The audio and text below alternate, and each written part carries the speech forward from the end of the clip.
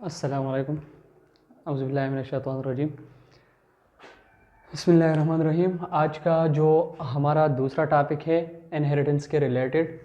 इससे पहले हमने पढ़ा था मेंडल का हिस्ट्री वगैरह थोड़ा सा, और फिर मेंडल का जो वर्क था वो क्यों नेगलेक्ट हो गया, नज़रअंदाज हो गया, और उसने किस चीज़ पे काम किया था। आज हम आते हैं मेंडल ने जो क्रॉस दिए थे उसकी तरफ। मेंडल ने जो फर्स्ट क्रॉस दिया था वो था मानो हाइब्रिड क्रॉस। मानो हाइब्रिड क्रॉस मतलब ये कि सिंगल क्रॉस। मानो मीन वन, मानो का मतलब क्या होता है, वन। जो उन्होंने क्रॉस दिया था वो था सिंगल क्रॉस, सिर्फ एक क्रॉस उन्होंने दिया था। उसके लिए मेंडल ने कुछ एग्जाम्पल लिए थे। एग्जाम्पल हमारे पास होते स्टेम हाइट, सीड शेप और सीड कलर। जो था स्टेम हाइट हमारे पास क्या था, टाल था, और दूसरा ड्रॉप था। टाल मतलब बड़ा और ड्रॉप मतलब छोटा। दो साइज़ का उन्होंने लिए, एक लिया था ड्रॉप का जो कि छोटा था, और दूसरा लिया था टाल जो कि बड़ा था। दूसरा उन्होंने लिया था सीड शेप। जो सीड शेप उन्होंने दो किस्म के सीड शेप लिए थे, एक था राउंड और दूसरा था रिंकल। राउंड मतलब बिल्कुल गोल, इस तरह गोल, और जो रिंकल था वो कुछ इस तरह, इस शेप का था। आजकल मटर में भी आप लोग अगर देखें तो बहुत से मटर इस शेप के होते हैं। जो उन्होंने तीसरा लिया था वो था सीड कलर। सीड कलर में उन्होंने लिया था येलो एंड ग्रीन। ये तीन एग्जाम्पल मेंडल ने लिए थे। पहले जो मेंडल ने क्रॉस किया P1 का मतलब है पेरेंटल वन जनरेशन। P1 का मतलब पेरेंटल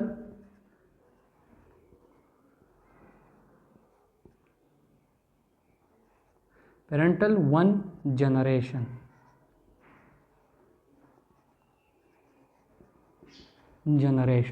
जो पेरेंटल वन जनरेशन था उसमें मेंडल ने क्या किया, एक लिया राउंड, दूसरा लिया रिंग कट। एक लिया राउंड, दूसरा लिया रिंग कट।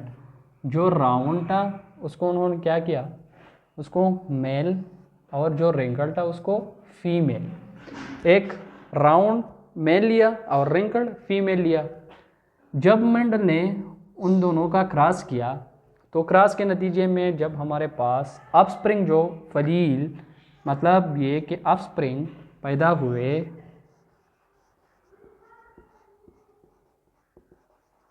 जो बच्चे पैदा हुए तो वो क्या थे, वो थे बिल्कुल राउंड। वो बिल्कुल राउंड नज़र आते थे, वो बिल्कुल राउंड नज़र आते थे। उसके बाद जो मेंडल ने फिर दूसरा क्रॉस किया, मेंडल ने दूसरा क्रॉस किया। दूसरा क्रॉस जो था वो था brother sister cross. Brother sister cross, sister cross. जो दूसरा क्रॉस उन्होंने किया तो उन्होंने किया ब्रदर सिस्टर क्रॉस। मतलब ये कि इस राउंड को राउंड के साथ इनमें क्रॉस किया। जब उन्होंने क्रॉस किया तो उसका हमारे पास जो राउंड था वो 75% आया, और जो रिंकल था वो 25% आया आउट ऑफ 100। मतलब ये कि 3:1, 3:1। और जो ये रेशो निकल गया तो उसको क्या कहा मेंडल ने, फेनोटाइप रेशो, जो कि एक्सटर्नल था। एक्सटर्नल रेशो उन्होंने जब निकाला तो हमारे पास इसको क्या कहते हैं, फेनोटाइप रेशो। उसके बाद मेंडल ने कुछ सैंपल लिए। सैंपल उन्होंने लिए, फर्स्ट सैंपल जो उन्होंने लिया राउंड का और दूसरा लिया रिंकड़ का। जो राउंड का उन्होंने सिंबल लिया वो था डबल आर, और जो रिंकड़ का उन्होंने सिंबल लिया वो कैपिटल आर आर राउंड का सिंबल, और स्मॉल आर आर रिंकड़ का सिंबल उन्होंने लिया। और इस सिंबल को हमने क्या मेंडल ने क्या नाम दिया, पेयर ऑफ फैक्टर। इस सिंबल को मेंडल ने नाम दिया पेयर ऑफ फैक्टर। और पेयर ऑफ फैक्टर को क्या कहते हैं, factor of genes. Pair of factor को क्या कहते हैं, फैक्टर ऑफ जीन्स। उसके बाद मेंडल ने ये सारा प्रोसीजर तो कर लिया।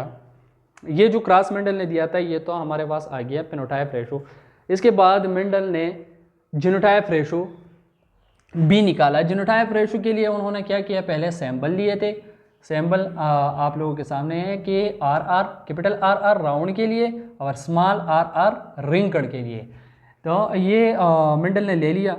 उसके बाद मेंडल ने उन दोनों का क्रॉस किया। जब पेरेंटल P1 जनरेशन्स में क्या हो गया, एक आर इससे आया, एक आर इससे आया, जो इसके अपस्प्रिंग बने, जो फलील बने, क्या इसको क्या कहते हैं, इसको कहते हैं फलील 1। जो फलील 1 बन गया तो वो कुछ इस तरह का था। उसके बाद मेंडल ने इन दोनों का क्रॉस किया, इनको और इसके साथ ही क्रॉस कर लिया।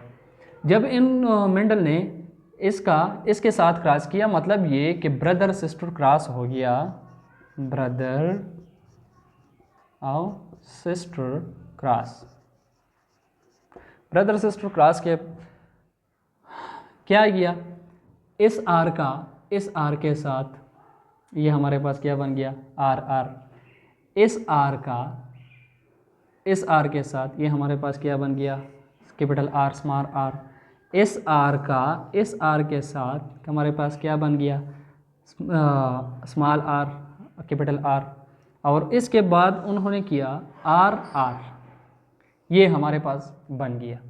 जो हमारे पास इसमें जीनोटाइप रेशो आ गया तो हमारे पास क्या था, 1:2:1, क्योंकि ये दोनों एक जैसे थे। इसके बाद मेंडल ने कुछ टर्मिनोलॉजी के बारे में भी बताया था। टर्मिनोलॉजी क्या थे, पहला हमारे पास क्या था, पेनोटाइप जो एक्सटर्नल अपीयरेंस होता है, जो बाहर की तरफ लोगों को नज़र आता है, तो उसको क्या कहते हैं, उसको कहते हैं पेनोटाइप अपीयरेंस।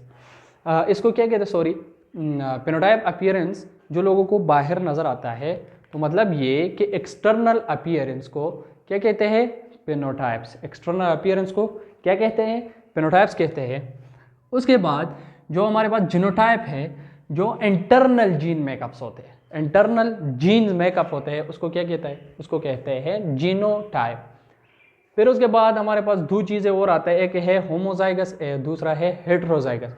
जो होमोजाइगस हमारे पास है तो वो फैक्टर जो है वो सेम होंगे, फैक्टर हमारे पास सेम फैक्टर होंगे। मतलब ये कि जो मेंडल ने इधर फैक्टर लिया हुआ है राउंड के लिए, उन्होंने क्या लिया है, कैपिटल आर, और रैंकड़ के लिए उन्होंने क्या लिया है, स्मॉल आर।